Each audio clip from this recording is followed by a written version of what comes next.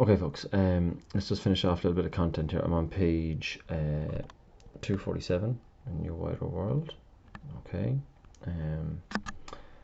heading is mass movement, obviously. Okay, just some pink stuff to highlight here.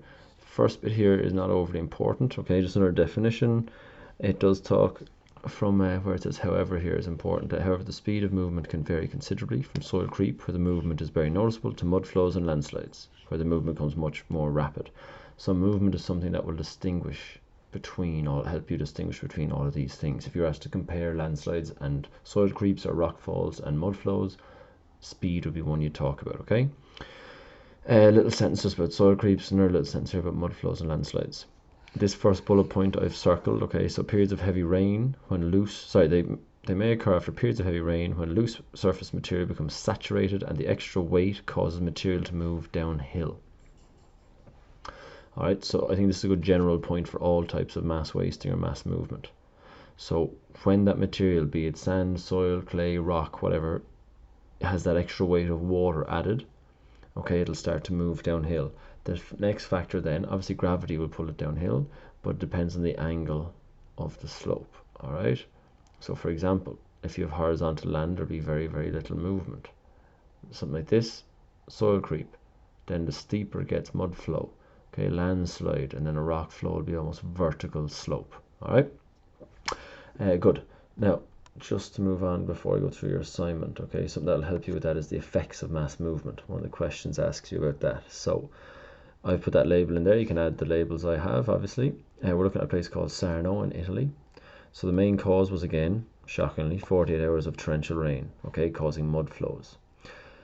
Rivers of mud and water and debris burst into the town centre. So what were the effects? Tearing down houses, okay, and bridges. So now our access and transport is gone. Swallowing cars, causing residents to flee for their lives. Thousands left homeless. Rescue teams spent several days searching for 300 people.